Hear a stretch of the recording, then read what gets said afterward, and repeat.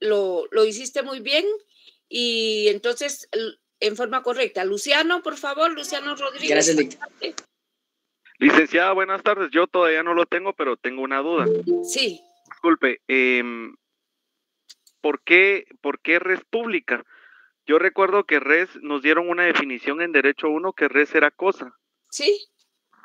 Ajá. Entonces sería cosa pública la traducción en latín, de latín a español. Sí, es cosa de todos. Público es lo que pertenece a todos y res es cosa. Entonces es la cosa de todos. Muchas gracias, licenciada. En forma literal.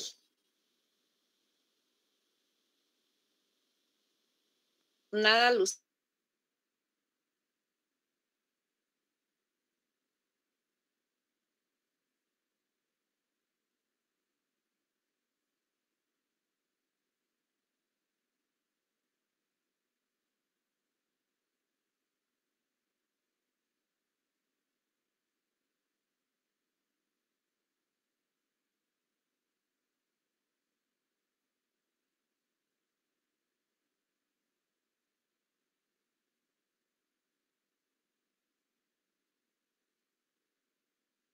Cuando se establece el principado, es cuando el pueblo de Roma le da a Octavio la investidura de Augusto. Y ahí es donde principia a tomarse el concepto de que una persona va a dirigir los destinos de Roma. Poco a poco, Octavio va abandonando los principios de la República y se convierte en un gobierno teocrático. Y entonces ahí, cuando se da esa transformación, como que el principado fuera, digamos, la transición entre uno y otro, entre la República y el Imperio. Digamos que es ese tiempo en donde cambiaron todo para que fuera un imperio. Para que fuera un imperio. Entonces se podría decir que el Principado fue como también ya haciendo otra figura para poder explicarlo mejor. Es como la introducción del imperio. Bueno, gracias. Por eso es que se toman tres formas de gobierno y entonces se dice monarquía, república e imperio, pero ya sabemos que en el imperio va incluido el principado. Es correcto. ¿Alguien más quiere participar complementando algunos datos?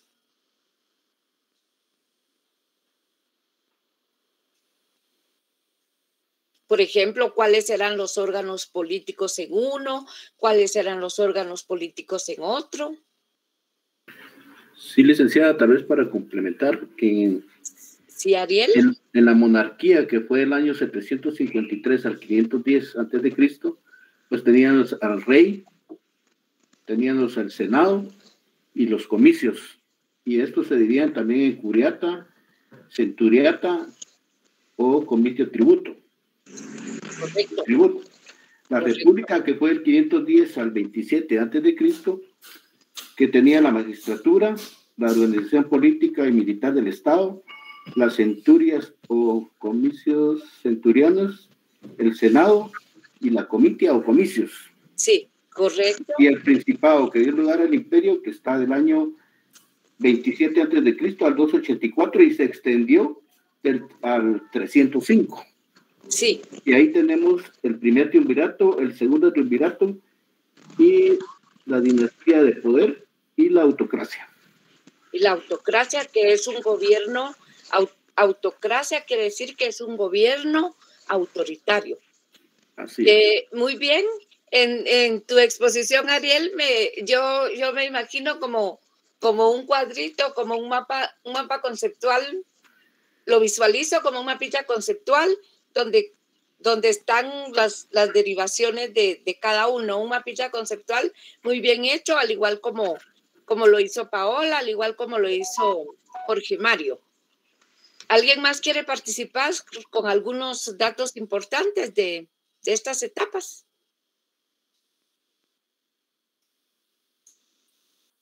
Que son las formas de gobierno.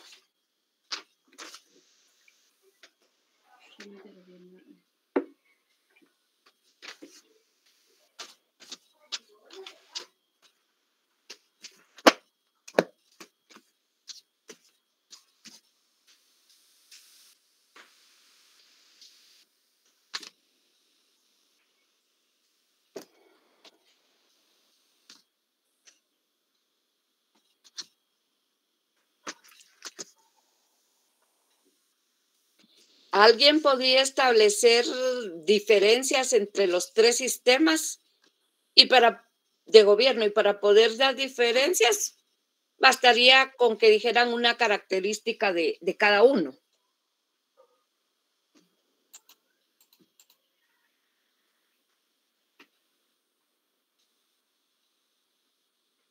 No sé ni de qué rayos están hablando.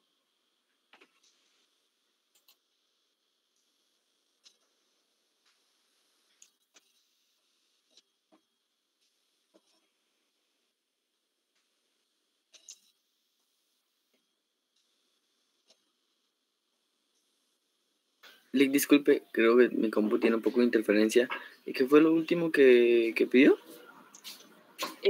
Sí, les decía que si pueden diferenciar una forma de gobierno de otro.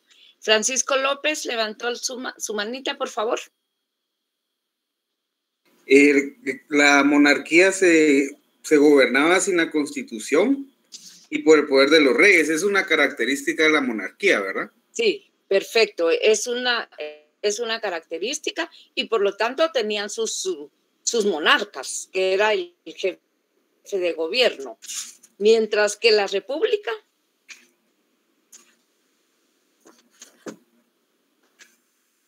¿tenía monarca la república? No, la república ya estaba por magistraturas.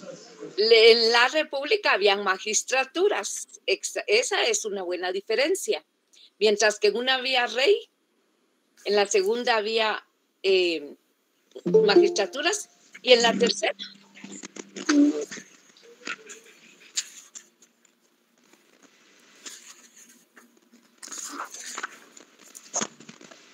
¿Quién era el jefe de gobierno en la tercera? Y era más militar la forma de que gobernaban en el Principado. ¿Eran emperadores, licenciado? Sí, eran emperadores y sí es verdad que había un fuerte componente militar, porque incluso los comitia que tuvieron más importancia durante la época del imperio fueron los comitia centuriata. Y recuérdense ustedes que los comitia centuriata estaban integrados por personas que estaban enlistadas en el ejército, las personas que tenían las aptitudes necesarias y que llenaban las condiciones y requisitos necesarios para ser soldados del imperio. Entonces, sí, esa es una observación muy interesante. Claro que sí. ¿Alguien más quiere participar? Sí, licenciada. Otra de las características, por ejemplo, del imperio es que los emperadores tomaban el carácter divino. Sí, totalmente. Que eso no pasaba en las otras dos formas de gobierno, porque las otras dos formas de gobierno fueron unas formas de gobierno mucho más democráticas. Pero en el imperio se reunió la figura de la persona humana con el de la divinidad. Y entonces se lo creyeron. Los emperadores creían que ellos eran divinidades y que eran dioses. Los que se enteraron que no eran dioses era en el momento que los asesinaban. Porque entonces se daban cuenta de su mortalidad. que eran simples mortales como el resto. Pero mientras tanto se creyeron lo de la divinidad. También hay otra característica muy importante en las formas de gobierno que está relacionada con el Senado. ¿Quién quiere explicarla?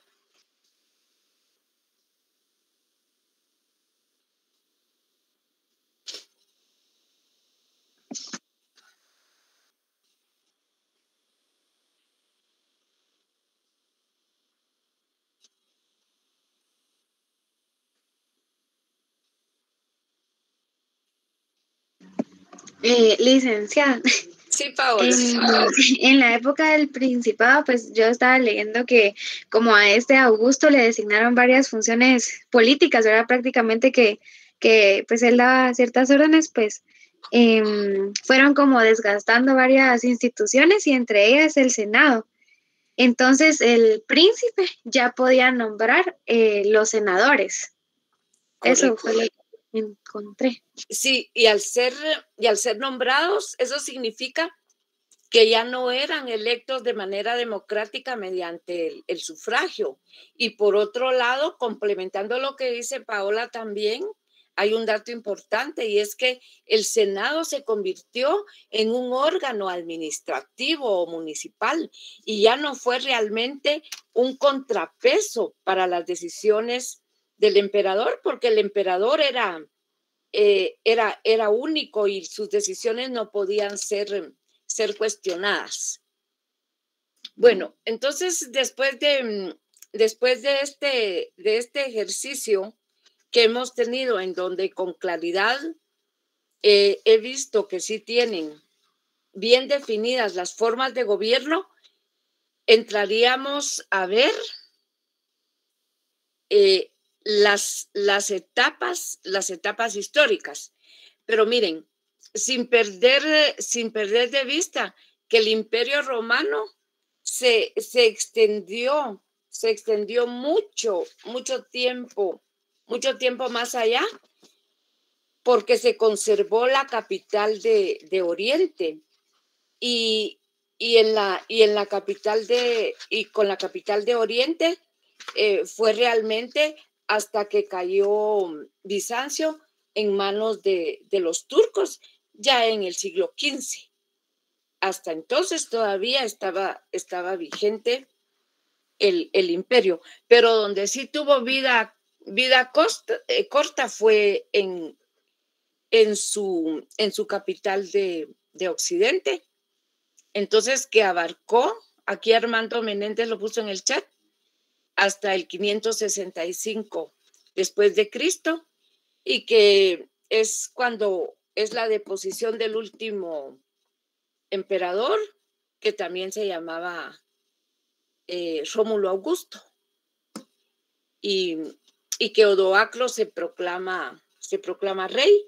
De ahí nace otro periodo para Italia, donde principian a haber reyes y monarcas, y finalmente Italia se proclama como república y queda abolida la monarquía. Creo que con Humberto II fue el último rey italiano. Bueno, entonces ya con todos estos datos y con la seguridad de que podemos pasar al siguiente tema, entramos a hablar de las etapas históricas del derecho romano.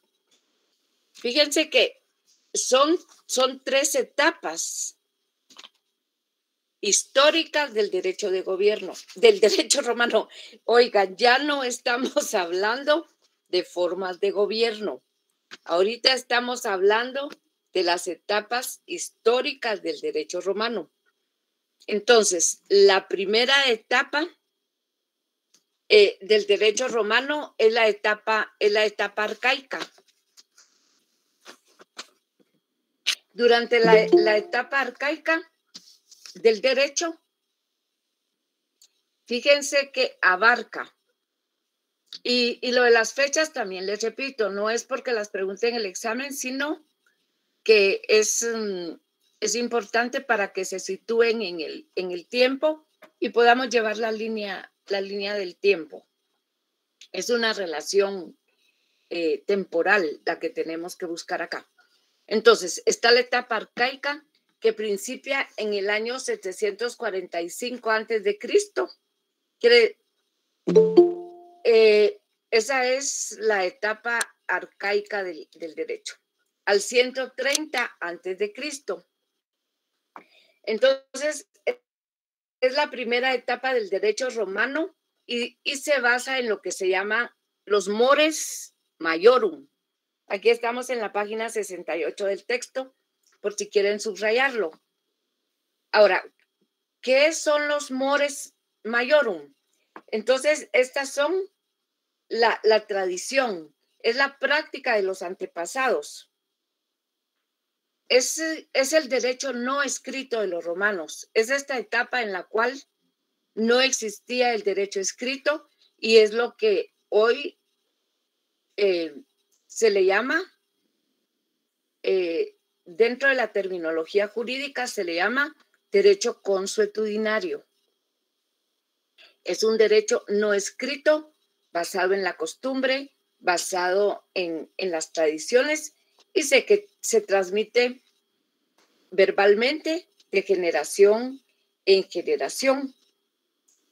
Pero después de eso, ese derecho fue recogido de manera escrita en la ley decemviral o la ley llamada de las 12 tablas, la cual es considerada como la primera fuente del derecho romano y que data del siglo V antes de Cristo. Entonces, esta etapa arcaica comprende desde la fundación de Roma y abarca todo el periodo de la monarquía y una parte de la república. Es el principio del periodo de la creación del derecho privado, que el derecho privado quedó exclusivamente al arbitrio de los particulares, es decir, que el derecho privado, y por eso se le llama derecho privado, porque estaba a cargo de los particulares, porque el derecho público, que no fue muy desarrollado por el derecho romano, porque la esfera privada y la esfera pública todavía no tenía la diferenciación que tiene hoy tan marcada.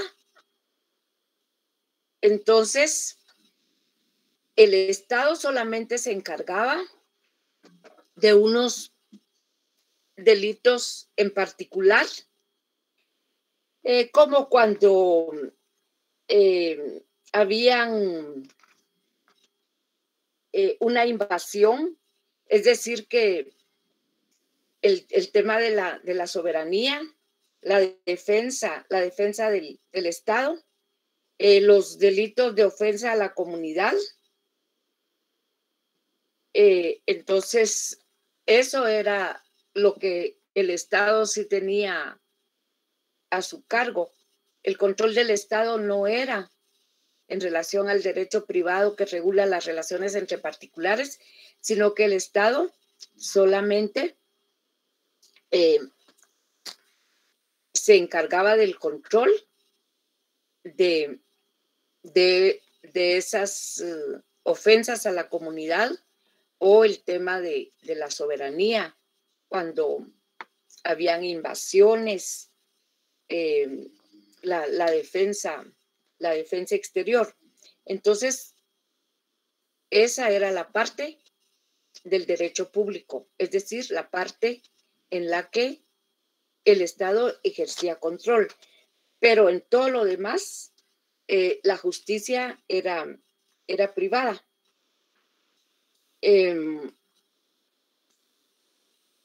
Luego es importante esta ley decemviral o la ley de las 12 tablas, porque es la que marca el punto de partida para la conciliación de los patricios y los plebeyos Recuérdense ustedes que eran dos clases sociales antagónicas y que era prohibido el matrimonio de personas plebeyas con personas patricias, pero eso quedó abolido por la ley de las 12 tablas.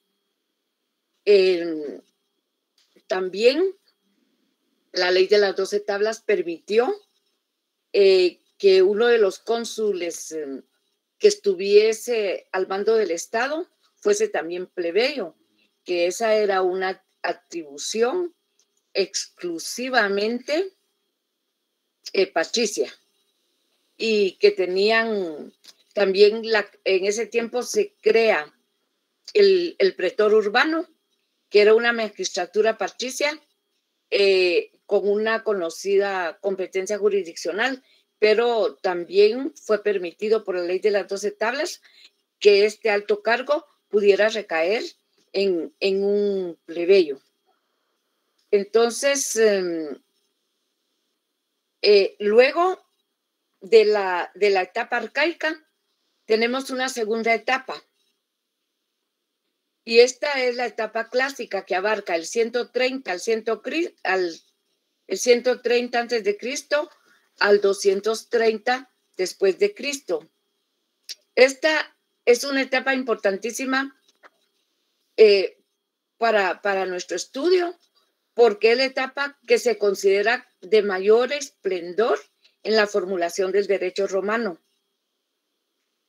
Comprende la concesión de Augusto a ciertos poderes extraordinarios que determinaron la finalización de la República y la instauración de un nuevo régimen político que es el Principado.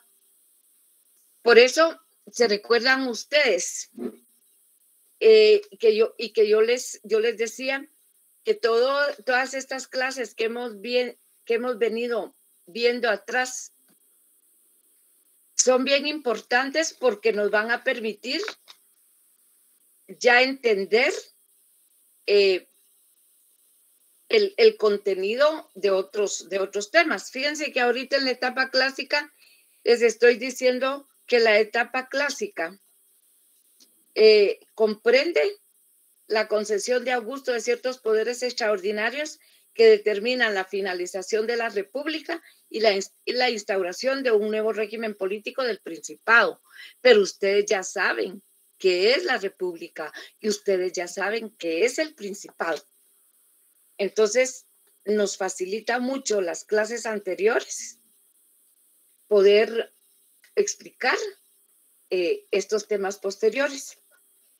Esta etapa es importante desde dos puntos de vista, el punto de vista histórico y el punto de vista jurídico. Desde la historia podemos hablar que durante el siglo IV antes de Cristo se funcionaron las clases sociales, se dio la creación de una nueva clase social que eran los nobilitas. Ahora, los nobilitas descendían de los magistrados que fueron los altos funcionarios durante la República.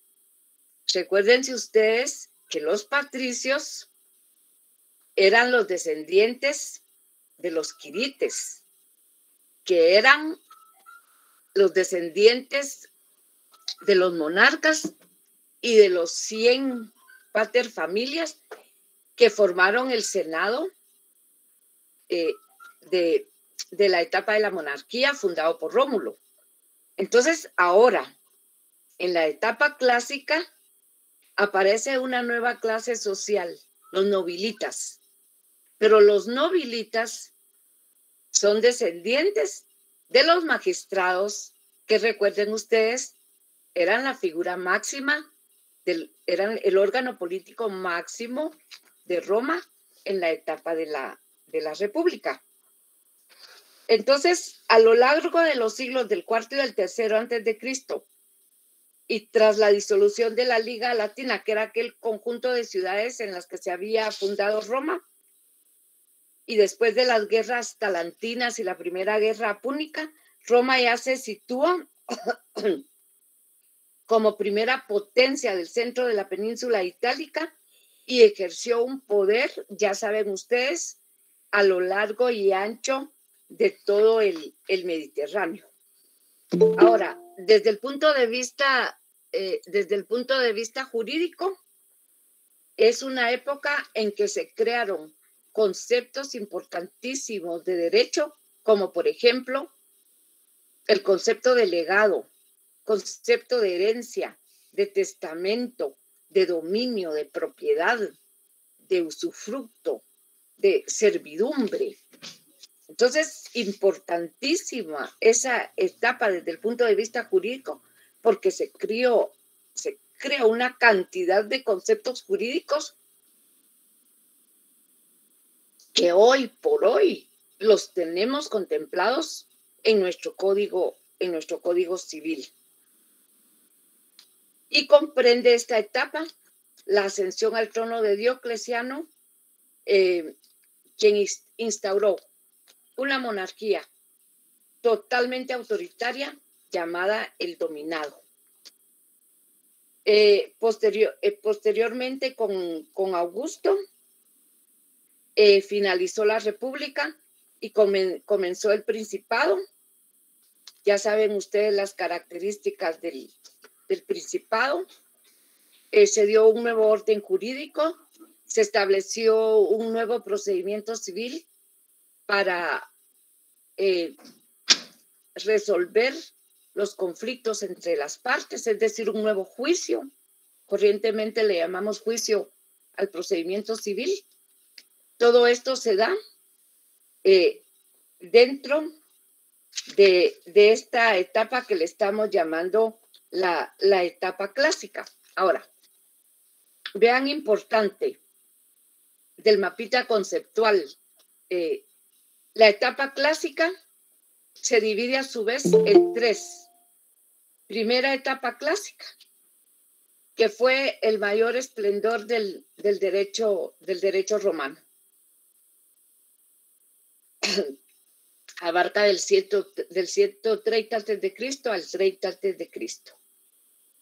La etapa clásica alta o central, en donde se produce la mayor eficacia del derecho romano. Eso significa que hay un tema importante aquí, que ya no es de formación del derecho, ya no es de estructurarlo, sino que es de aplicarlo.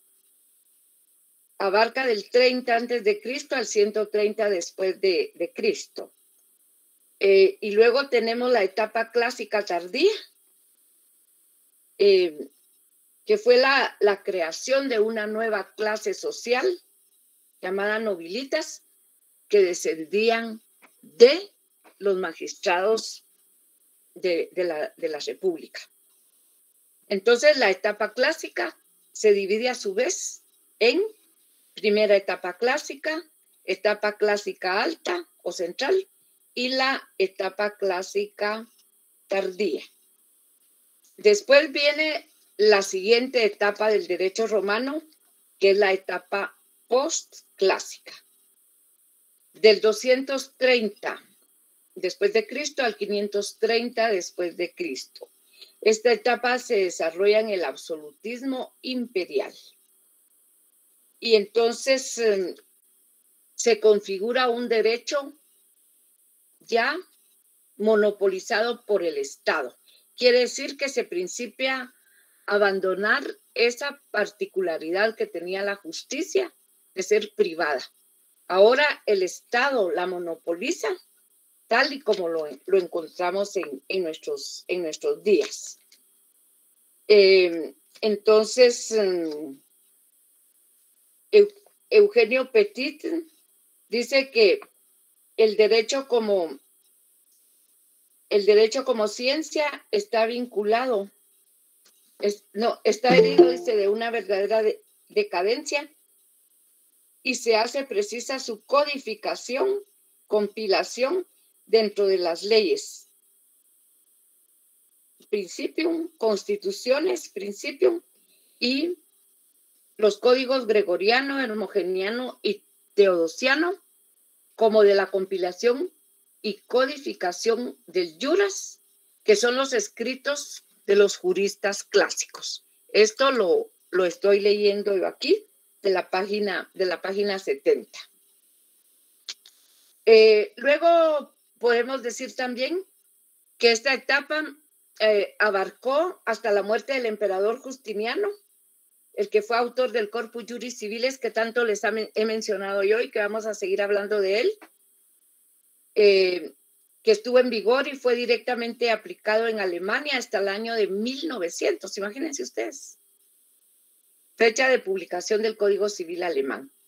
El Corpus Juris Civilis es una compilación en que se recoge todo el saber jurídico romano, porque fue una compilación tan completa que tomó desde el derecho que no estaba escrito que formularon los Mores Maiorum, un derecho consuetudinario, hasta las últimas disposiciones del mismo Justiniano. Entonces, esta etapa de la codificación y etapa posclásica tiene 3. La etapa dioclesiana, del emperador Diocleciano, que se legisla por medio de lo que se denomina rescriptos imperiales. La etapa constantiniana, terminan las consecuencias jurídicas del dominado, la voluntad del emperador ya se rige por las fuentes del derecho romano y que quedaban manifestadas en todas las disposiciones generales. Y la última etapa, la teodosiana, que concluye con esa compilación de Justiniano, y esa compilación en el siglo XII se le dio el nombre del Corpus Juris Civilis, que significa cuerpo de derecho civil. Entonces, durante esta etapa, la administración del imperio constituía realmente un equilibrio entre la autoridad y el imperio de los magistrados superiores en ejercicio de una magistratura y la autoridad del Senado, fundadas ambas en la voluntad del pueblo y en la potestad del pueblo romano. Quisiera saber hasta ahí si tienen alguna duda para poder, o alguna ampliación o aclaración que quisieran que yo les haga, o algún comentario que tengan ustedes también, por favor.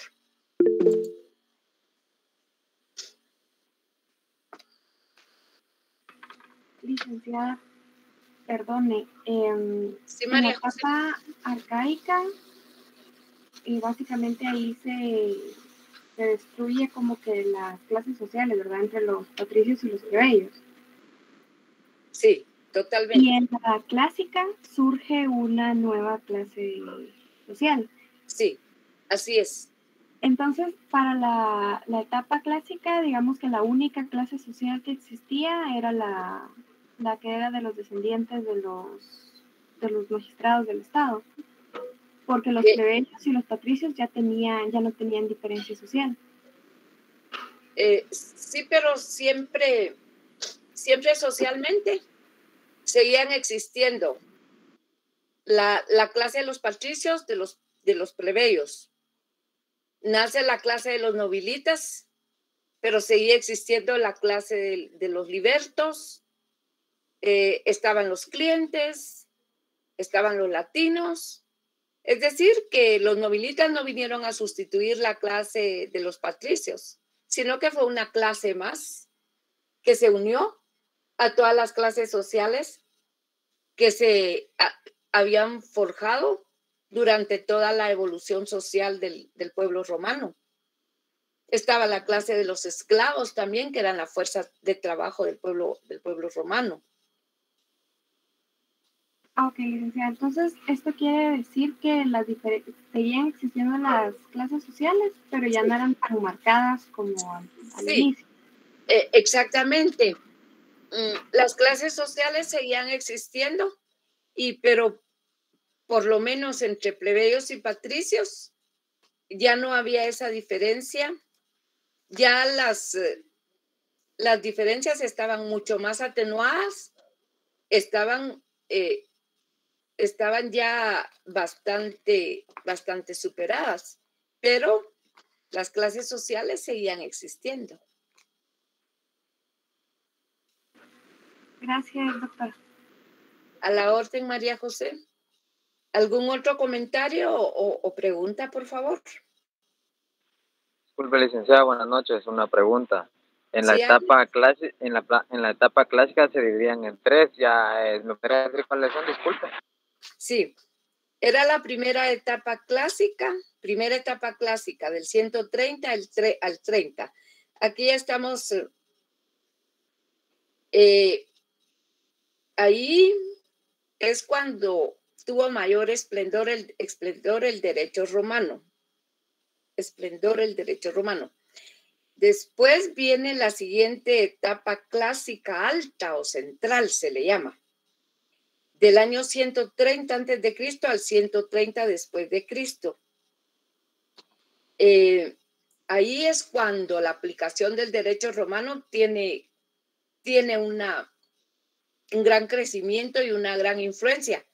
Yo les decía que esta etapa es bien importante porque se ha sobrepasado la etapa de la formulación del derecho para aplicarlo a los casos de conflicto que se presentaban dentro de la gente que componía el pueblo romano. Y la última etapa, subetapa clásica tardía del 130 después de Cristo al 230 después de Cristo, que es cuando aparece la clase de los nobilitas, que eran los descendientes de los magistrados.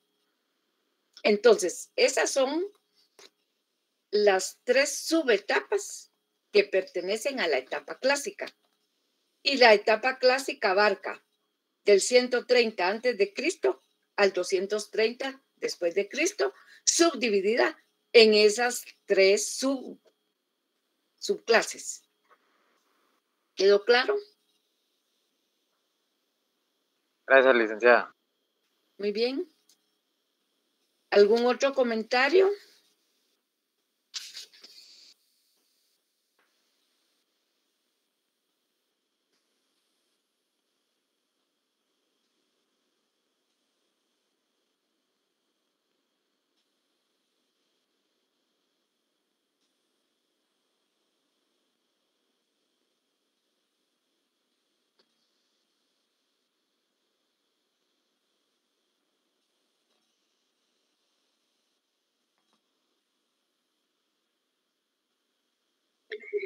Buenas tardes, licenciada. Una consulta.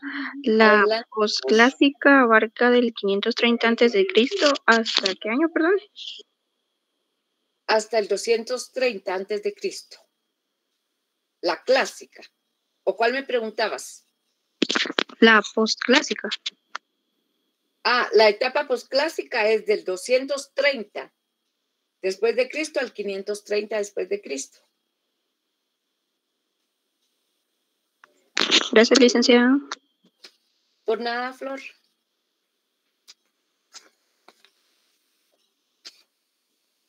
¿Algún otro comentario?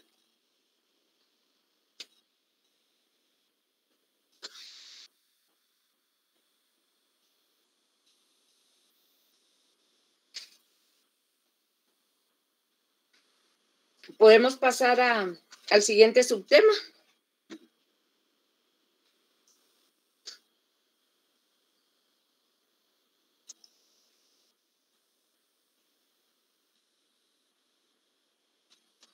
Sí, doctora, por favor. Bueno. En la etapa posclásica hay una pregunta aquí de César Estuardo. En la etapa posclásica sí se consideran tres subetapas. De 5,000, entonces son 10 cuotas de 500. Entonces yo te voy a dar así, por ejemplo, ahorita la primera cuota de una vez, vaya, se te va a estar hasta el otro mes. Y te la quitan.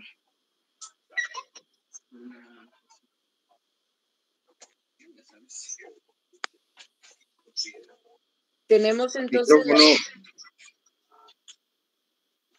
la etapa diocleciana, la etapa constantiniana y la etapa teodosiana. Todos ellos fueron emperadores también, emperadores romanos. Y entonces se dividen esas etapas de la posclásica, tiene esa división, porque ellos hicieron aportaciones importantes al derecho que marcaron toda una época. Y por eso es que hay 3 subetapas: diocleciana, constantiniana y teodosiana.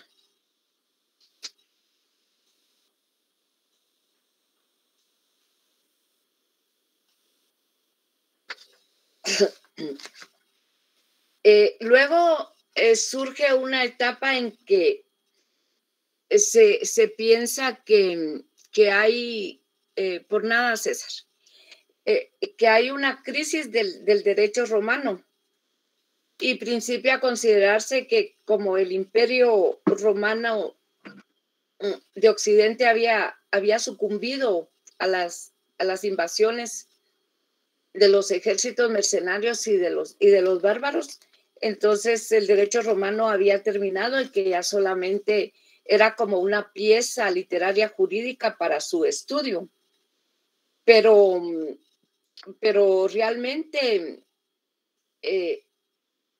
encontramos que lo principian a estudiar, sí, efectivamente, y lo principian a ordenar, sobre todo la escuela alemana, a través de lo que se llama las pandectas, que significa materias ordenadas, porque principian también a ordenar el derecho y a estudiarlo en forma ordenada.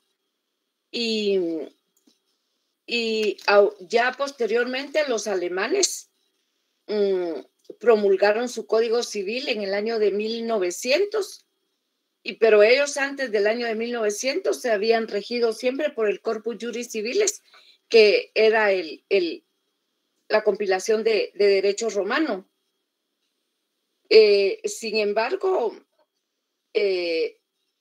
realmente el derecho romano siguió vigente, ya no como aplicación dentro del imperio, sino que fue, digamos, recibido en toda la Europa occidental, y de ahí también nos vino a Latinoamérica. Ya les he contado que incluso los códigos civiles del Japón, de Taiwán, de Corea, fueron bastante influenciados por el derecho romano.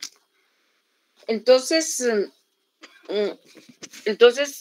actualmente se habla de un derecho romano en la actualidad, dividido en 2 vertientes de estudio y de aplicación, una de estudio y otra de aplicación. Entonces, digamos que la vertiente para quienes lo estudian desde el punto de vista de su época, entonces de todo lo que se produce y todo lo que pasó se le deja a los historiadores, y toda la parte de la aplicación y de sus principios, que se llama dogmática, eso le corresponde a los romanistas, o llamados también civilistas, que es toda la gente, todos los estudiosos de nuestra carrera que se dedican al estudio del derecho civil. Y entonces encontramos después que el derecho de diferentes naciones con sus codificaciones retoman ese derecho romano del que estamos hablando. Luego encontramos que hay varias fuentes de conocimiento de la historia romana que han servido también para la interpretación del derecho y que nos han reportado datos fidedignos. Como por ejemplo, los romanos tenían unas personas llamadas analistas y ellos iban escribiendo todos los acontecimientos que pasaban cronológicamente, llevaban como una especie de registro de todo lo que pasaba en el pueblo romano de cada año. Lo hacían año con año. Era un anuario, era un catálogo que contenía todo lo que había pasado en cada año romano. Y entonces cada año le ponían un nombre dependiendo del magistrado que tenía a su cargo la magistratura. Luego también tuvo Roma grandes historiadores. Por ejemplo, Polibio escribió la historia de Roma en 40 tomos. Imagínense qué obra tan monumental, la de Polibio. También está otro historiador famoso llamado Salustio, Diodoro de Sicilia, Tito Livio, que es muy conocido, Dionisio de Halicarnaso y Tácito.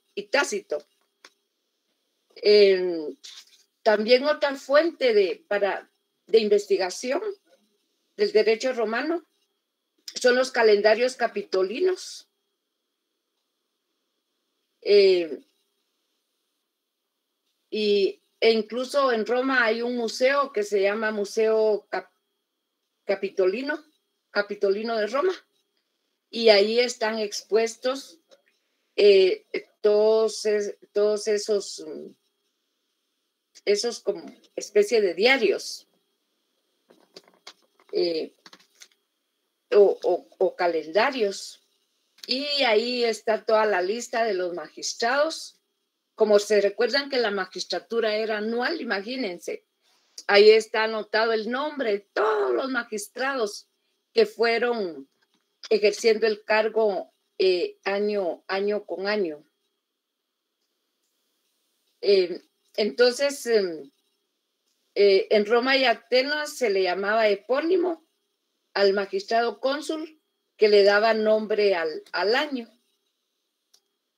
Entonces, por ejemplo, si el magistrado que era el que había tomado la posesión del cargo ese año, entonces se llamaba, por ejemplo, Calpurnio. Entonces, ese año se llamaba Calpurnio, y así a cada año se le iba dando el nombre de cada magistrado que iba ejerciendo su cargo de magistrado o jefe del estado de Roma, ¿verdad? Y también estaban otros análisis, se llaman, así como hay unos registros del Popol Vuh, de los mayas. Entonces también, así como los anales del Popol Vuh, están los anales Maximi, que eran relatos que el pontífice Máximo hacía de todos los acontecimientos religiosos que habían en el año. Qué juegos deportivos se habían dado, quiénes habían sido los triunfadores. Recuérdense que las Olimpiadas principiaron en Grecia, en el Olimpo. Entonces, miren hasta dónde repercute la cultura griega y la cultura romana, que hoy estamos hablando también de las Olimpiadas.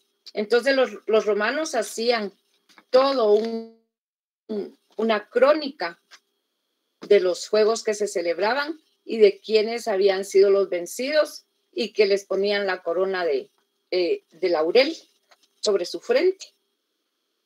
Y así se fue formando toda la historia de Roma y todos descubrir y poder entender mejor lo que fue la formación del derecho romano. Esto sería lo que tenemos para hoy. Iríamos luego a las fuentes del derecho romano en la próxima clase. Si tienen algún comentario o alguna duda, pues tenemos un pequeño tiempo para ello.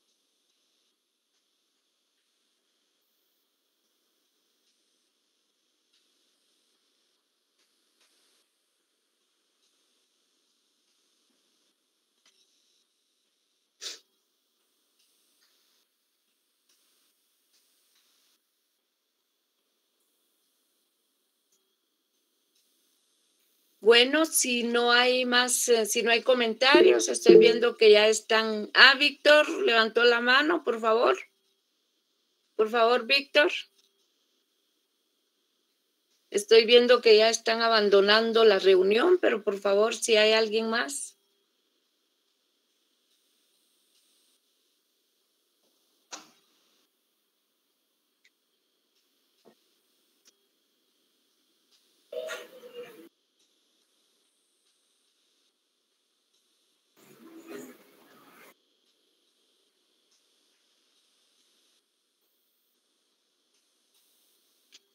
Bueno, entonces muy feliz noche y feliz provecho y nos seguimos viendo en clase. ¿Oyen? Feliz noche, Feliz noche. doctora. De paz. Feliz noche, Lick. Gracias. Feliz noche.